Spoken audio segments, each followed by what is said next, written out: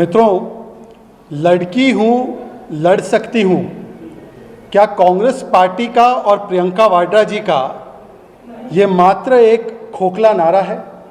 इस लड़की हूँ लड़ सकती हूँ अ mere empty tokenism and empty slogan by the Congress party and by Priyanka Vadra? और क्या इसको तब्दील करके बना देना चाहिए लड़की हूँ तो कांग्रेस के प्रदेशों में, कांग्रेस शासित प्रदेशों में क्या बच सकती हूँ? In a brazen display of the most shocking, misogynistic, patriarchal, sexist and obnoxious mindset, the Home Minister of Karnataka has trivialized an incident that has shaken the conscience of the nation and particularly the people of Karnataka and Bengaluru, particularly the women. आज हमारे सामने एक ऐसा वक्तव्य आया है कर्नाटका के home minister का जिसने हमें शर्मिंदगी महसूस करने पर और अपने आप पर घिन महसूस करने पर मजबूर कर दिया है। एक घटना होती है बेंगलुरु में 3 अप्रैल को, 3 या 4 अप्रैल, एक मर्द, एक व्यक्ति 2 महिलाओं का पीछा करता है, लंबे समय तक पीछा करता है, फिर उनमें से एक महिला को पकड़कर धक्का मारता है, सेक्सुअली अब्यूज करता है, उनके प्राइवेट पार्ट्स पर हाथ डालता है और ये करने के बाद वो भाग जाता है। आज इस घटना को जो सीसीटीवी में कैद हुई है लगभग 3-4 दिन हो चुके हैं। This shocking incident which has been caught on the CCTV, 3 to 4 days have lapsed. Yet the Karnataka police has been unable to catch hold of the accused. Karnataka police accused को पकड़ नहीं पाई है, परंतु गंभीरता दिखाने के बदले, उस पर कार्रवाई करने के बदले, सख्ती दिखाने के बदले कर्नाटका के होम मिनिस्टर का बयान आता है मानो कि वो इस अक्यूज के साथ खड़े हैं, मानो कि वो इस मॉलेस्टर के साथ खड़े हैं। कर्नाटका के होम मिनिस्टर कहते हैं कि बड़े शहरों में ऐसी छोटी मोटी घटनाएं हो जाती हैं। In the big cities like Bengaluru such small incidents take place. This is the हुआ तो हुआ mindset of the Karnataka Congress and the Congress party in general. Karnataka Congress के लिए और उनके नेताओं के लिए एक महिला की इज्जत पर, आबरू पर इस प्रकार से प्रहार होना ये एक छोटी घटना है। मानो ये अगर उस काल में रहते तो कहते कि द्रौपदी जी के साथ भी जो हुआ वो छोटी घटना थी, उस पर तो महाभारत हो गया था। पर कांग्रेस पार्टी के लिए महिलाओं की इज्जत पर आक्रमण एक छोटी घटना है। It is a small issue, it is a trivial issue. एक फिल्म का भी डायलॉग था, बड़े बड़े शहरों में छोटी छोटी बातें हो जाती है। मतलब उस प्रकार की मानसिकता दर्शा रहे हैं आज कर्नाटका के होम मिनिस्टर, और ये सीरियल ऑफेंडर है। ये ऐसा नहीं है कि जी परमेश्वर जी ने ये पहली बार ऐसा बयान दिया है। जब 2017 में मास मोलेस्टेशन हुआ था न्यू ईयर के समय बेंगलुरु में, उस समय पर भी जी परमेश्वर ने कहा था कि this is a small incident, these incidents keep taking place. आज ऐसे ही व्यक्ति को फिर से कांग्रेस ने होम मिनिस्टर बनाया है और वो वही मानसिकता दर्शा रहे। और इसीलिए आज मैं कहना चाहता हूं प्रियंका वाड्रा जी से, प्रियंका वाड्रा जी, अगर लड़की हूं लड़ सकती हूं एक खोखला नारा नहीं है तो आप बताइए कि इस प्रकार का वक्तव्य, जबकि अक्यूज पकड़े नहीं गए हैं, क्या ये मॉलेस्टर्स और रेपिस्ट को कर्नाटका में एम्बोल्डन नहीं करेगा? क्या ये उनको ये नहीं बताएगा कि कांग्रेस पार्टी हमारे साथ खड़ी है? दूसरी बात, in the last few weeks Karnataka में एक के बाद एक महिलाओं के ऊपर जो हमले हुए हैं, जो प्रताड़ना हुई है, जो बलात्कार हुए हैं, वो आत्मा को और अंतरात्मा को झंझोड़ती है।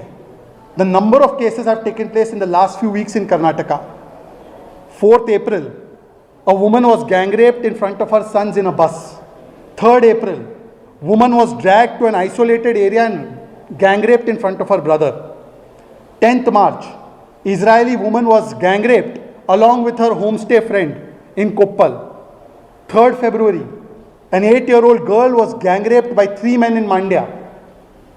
अगर आप देखेंगे जब से कांग्रेस की सरकार कर्नाटका में आई है, बलात्कार की घटनाएं, मॉलेस्टेशन की घटनाएं, महिलाओं पर उत्पीड़न की घटनाएं लगभग 50% से राइज कर गई है। There has been a 50% rise in the cases of rapes and molestations and sexual outrage against women in Karnataka ever since the Congress has come. क्या प्रियंका वाड्रा और कांग्रेस पार्टी के लिए जो घटनाएं ये हुई है पिछले कुछ हफ्तों में, क्या ये छोटी मोटी घटना है? प्रियंका वाड्रा जी, क्या कार्रवाई की जाएगी जी परमेश्वर जी पर इस प्रकार के बयान और मानसिकता दर्शाने के लिए? What will be the action taken on G. Parmeshwar, who is a serial offender, under whose watch the women of Bengaluru and women of Karnataka are feeling most unsafe because of his failure to maintain the law and order situation? और क्या अब यह स्पष्ट नहीं है प्रियंका जी कि कर्नाटका कांग्रेस की पूरी प्राथमिकता महिला सुरक्षा नहीं है, बल्कि सीट की सुरक्षा है, सत्ता की सुरक्षा है? सिद्धरामैया बनाम डीके शिव कुमार, मेरी सीट सुरक्षित या तुम्हारी सीट सुरक्षित? परमेश्वर जी बनाम सिद्धरामैया शिव कुमार, मेरी सीट सुरक्षित, तुम्हारी सीट सुरक्षित? सीट की सुरक्षा के चक्कर में महिला सुरक्षा किस स्थिति में पहुंच गई है कर्नाटका में, आज ये पूरे देश के सामने। और प्रियंका वाड्रा जी से एक और सवाल है। आपने कहा था लड़की हूं तो लड़ सकती हूं, पर कांग्रेस शासित प्रदेशों में और कांग्रेस के भीतर ही लड़कियों की क्या स्थिति है? शांति धारीवाल एक मंत्री थे राजस्थान सरकार में, कहते हैं बलात्कार इसलिए होते हैं क्योंकि मर्दों का प्रदेश है। Shanti Dhariwal, a minister in the Rajasthan government, had once said that rapes take place because it is a मर्दों का प्रदेश. This was the justification given for rising rapes in Rajasthan, which had become number one under the Congress's watch as far as women atrocities are concerned. Ashok Gehlot ने कह दिया कि जो महिलाएं बलात्कार के आरोप लगाती हैं ज़्यादातर फेक है, 50% फेक है। केरल में एक महिला थी कांग्रेस की नेत्री सिमी रोजबेल जॉन, उन्होंने कास्टिंग काउच का आरोप लगाया कि मेरे साथ पार्टी में कुछ लोग दुर्व्यवहार करते हैं, मेरे शारीरिक रूप से मेरा प्रताड़ना करते हैं। तो कांग्रेस ने अक्यूज को हटाने के बदले सिमी रोजबेल जॉन को ही पार्टी से हटा दिया। हरियाणा के चुनाव में शारदा राठौड़ ने बताया था कि चमड़ी और दमड़ी के दाम पर टिकट बिकते हैं कांग्रेस पार्टी में, उनको भी पार्टी से रुखसती कर दी उनकी। जो मोलेस्टर है, रेपिस्ट है, उनके ऊपर कोई कार्रवाई नहीं की। अंकिता दत्ता ने गंभीर आरोप लगाए थे कांग्रेस के यूथ कांग्रेस के चीफ पर, कांग्रेस ने उनके साथ भी यही व्यवहार किया। प्रियंका चतुर्वेदी हो, राधिका खेड़ा हो, कभी महिलाओं को टंचमाल कहना, कभी कहना कंगना रनौत जी के विषय में कि मंडी में क्या भाव चल रहा है और पूरे मंडी को और महिलाओं को बदनाम करना, कभी राष्ट्रपत्नी कहना, कभी नेहा हिरेमत जैसी कांग्रेस नेता की बेटी के साथ दिन दहाड़े लव जिहाद की घटना हो और दिन दहाड़े उसकी हत्या की जाए, तो कांग्रेस के नेताओं ने पीड़ित के पक्ष में एक शब्द नहीं कहा, ना उसके घर गए। वहां पर भी जाने का काम अगर किसी ने किया तो आदरणीय राष्ट्रीय अध्यक्ष बीजेपी नड्डा जी ने किया। तो यह दिखाता है कि महिलाओं का अपमान ये कांग्रेस की हो गई है पहचान। महिला सुरक्षा इनके लिए केवल एक राजनीतिक नारा है, लड़की हूँ लड़ सकती हूँ केवल एक राजनीतिक नारा है।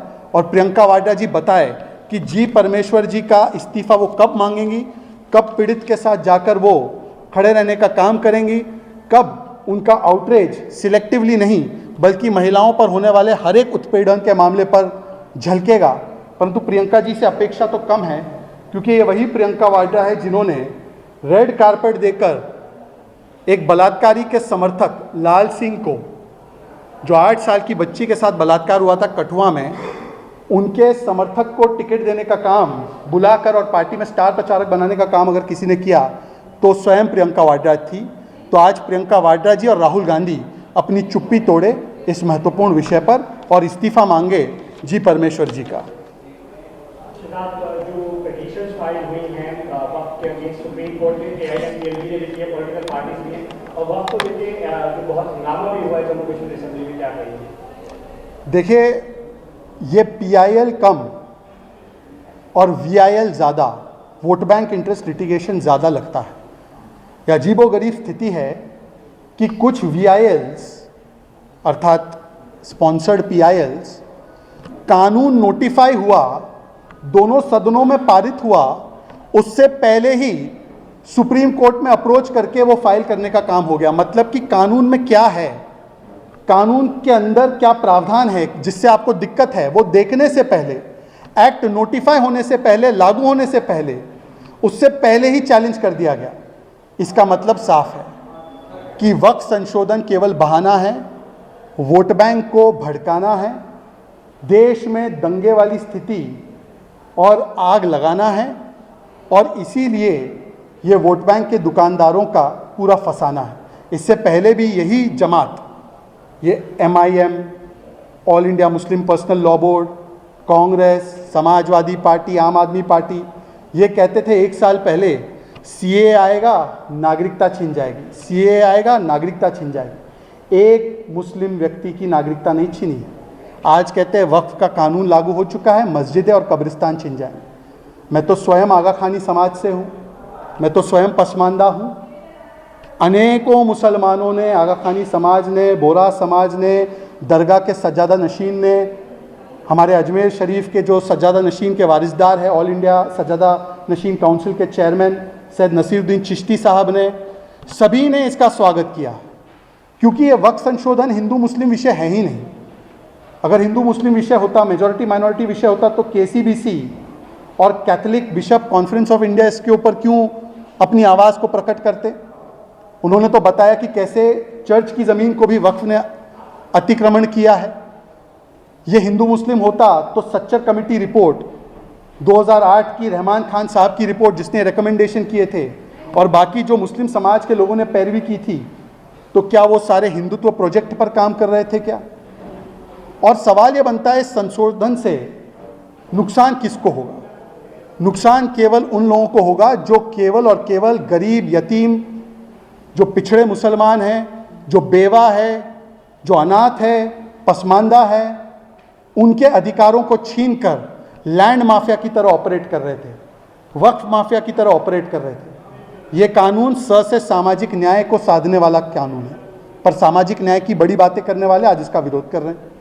ये से संविधान की सुरक्षा का कानून है, क्योंकि अब मनचाही जगह पर कोई भी क्लेम कर दे और उसके ऊपर ट्राइब्यूनल ही जाना है, कोर्ट नहीं जा सकते, ऐसी व्यवस्था का अंत हो चुका है। मतलब संविधान की जो व्यवस्था है वो लागू होगी। ये से सुशासन की व्यवस्था को लागू करता है, मतलब भ्रष्टाचार मुक्त एक एडमिनिस्ट्रेशन होगा, और सुशासन का कानून जो है वो पारित होगा, वो लागू होगा वक्फ के पूरे व्यवस्था में। तो से सामाजिक न्याय, से संविधान सुरक्षा और से सुशासन के लिए जो ये संशोधन लाया गया है, उसका ये जो विरोध कर रहे हैं, दरअसल वो लैंड ग्रैबर्स के साथ है और संविधान विरोधियों के साथ है। और उनके तरीके भी देखिए, कांग्रेस पार्टी जब सुप्रीम कोर्ट शाहबानू के लिए कोई व्यवस्था बनाती है तो पार्लियामेंट में जाती है और कानून बदल देती है, और जब पार्लियामेंट मुस्लिम महिलाओं के लिए या मुस्लिम पसमानदा के लिए कोई व्यवस्था बनाता है तो वो सुप्रीम कोर्ट जाती है। इसका मतलब साफ है कि कांग्रेस पार्टी केवल और केवल गरीब, मुसलमान विरोधी, पसमानदा विरोधी है, और ये सारी जमात जो है केवल भड़काने की कोशिश कर रही है। बहुत बहुत धन्यवाद। तमाम बड़ी खबरों के लिए बने रहिए किन्नी टाइम्स के साथ। वीडियो को लाइक करें, चैनल को सब्सक्राइब करना ना भूलें।